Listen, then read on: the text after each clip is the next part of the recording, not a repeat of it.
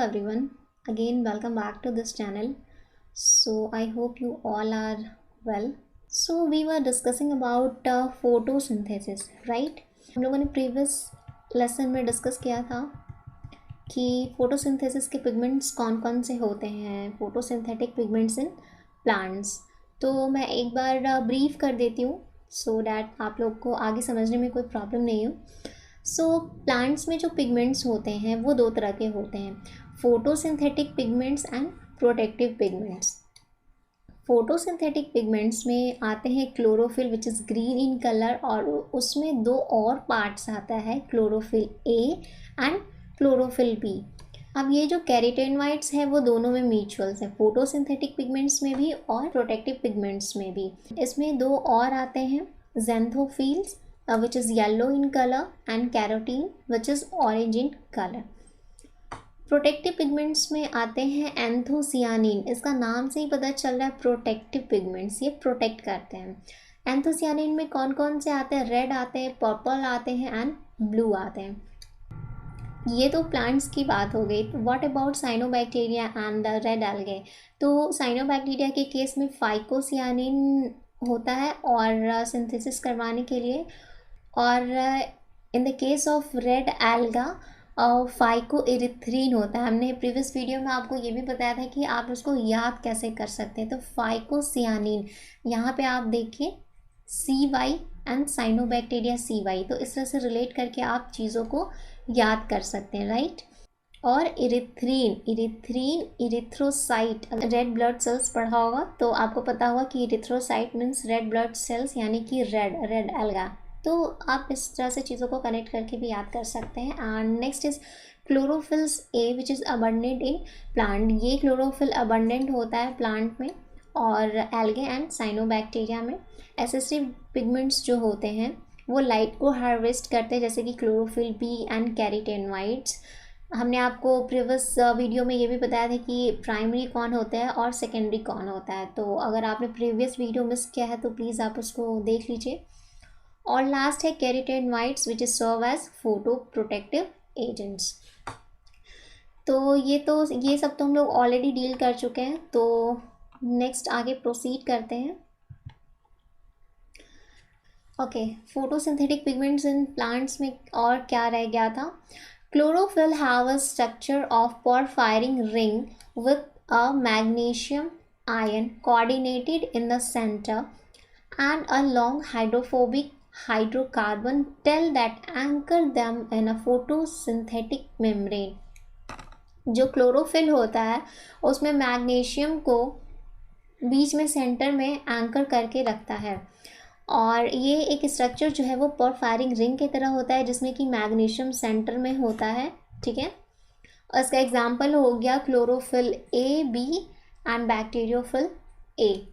Next है Chlorophyll and bacteriophils, pigments found in a certain bacteria, are the typical pigments of photosynthetic organisms. Bacteriophils are widely distributed in bacteria. Chlorophylls तो obviously plants में पाया ही जाएगा, और जो bacteriophils होगा वो आपको widely distributed in bacteria मिलेगा। Chlorophyll A and B are abundant in green plants। जो chlorophyll A और B होता है वो green plants में abundant होता है, ये हम लोग ऑलरेडी देख चुके हैं, which is green in color। And C, D and F are found in some protist and cyanobacteria। सो यहाँ से MCQ भी बन सकते हैं कि कौन कौन से जो क्लोरोफिल होते हैं किस में पाए जाते हैं। सो ये बहुत इम्पॉर्टेंट है। ओके, तो आई होप ये स्लाइड आप लोगों को क्लियर होगा। तो अब आगे बढ़ते हैं। नेक्स्ट है basic concept of energy transfer during photosynthesis. जब फोटोसिंथेसिस होता है तो एनर्जी का ट्रांसफ़र कैसे हो रहा होता है, बिल्कुल बेसिक में देखेंगे, उतना हाई फाई लेवल पे जाके नहीं देखेंगे, बिल्कुल एकदम सिंपल सा। तो फर्स्ट पॉइंट में है यहाँ पे, photosynthesis take place in a complex containing light harvesting antennas and photochemical reaction center। Light harvesting antennas मतलब क्या कि लाइट हार्वेस्टिंग एंटीनास एक कॉम्प्लेक्स होता है कि जो पिगमेंट्स मॉलिक्यूल्स होते हैं, एसेसरी पिगमेंट्स होता है, जो एसेसरी पिगमेंट्स होते हैं वो क्या करते हैं कि वो सब लाइट को हार्वेस्ट करते हैं। जैसे फॉर एग्जांपल आप यहाँ डायग्राम में देख पा रहे हैं कि लाइट आ रहा है, लाइट आया सीधे पिगमेंट्स मॉलिक्यूल्स पे और ये एक दूसरे के पास ट्रांसफ़र किए और लास्ट में ये कहाँ जाएगा, ये जाएगा रिएक्शन सेंटर के पास। Next, many pigments together serve as an antenna collecting light and transferring to the reaction center where chemical reaction is stored. Some of the energy by transferring electron from a chlorophyll pigments to an electron acceptor molecules. ये सभी क्या क्या कि light को harvest किया, collect करके reaction centre के पास भेजा।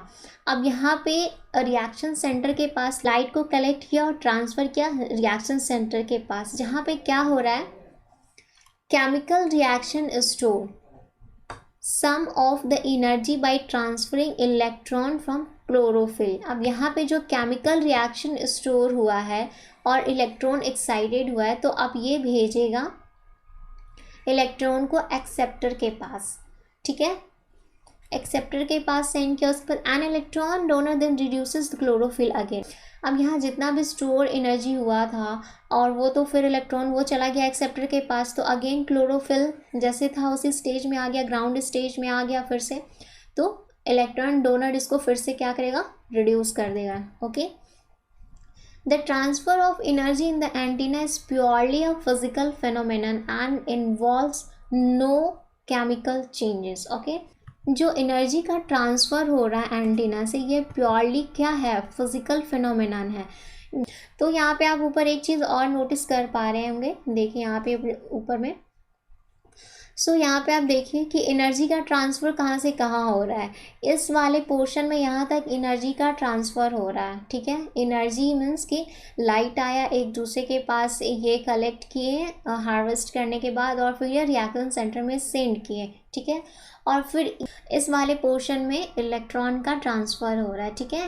रिएक्शन सेंटर से इलेक्ट्रॉन जा रहा है एक्सेप्टर के पास, ठीक है। आई होप कि आप लोग को ये डायग्राम क्लियर होगा। ओके, एक और डायग्राम देख लेते हैं। लाइट आया और एसेसरी पिगमेंट्स जो एंटीना कॉम्प्लेक्स होते हैं वो लाइट को रिसीव करते हैं और रिसीव करने के बाद अल्टीमेटली ये क्लोरोफिल के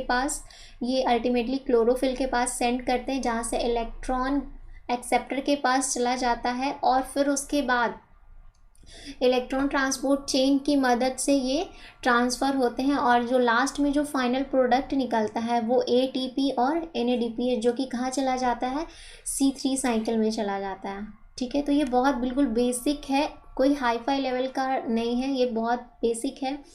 सो आई होप कि आप लोग को ये स्लाइड बिल्कुल क्लियर हो गया होगा कि एनर्जी का ट्रांसफ़र कैसे होता है, इलेक्ट्रॉन का ट्रांसफ़र कैसे हो रहा होता है, लाइट में कैसे हो रहा होता है और लाइट में कौन सी चीज़ें बनती है, जब लाइट रिएक्शन होता है तब क्या बनता है, जब डार्क रिएक्शन होता है तब क्या बनता है।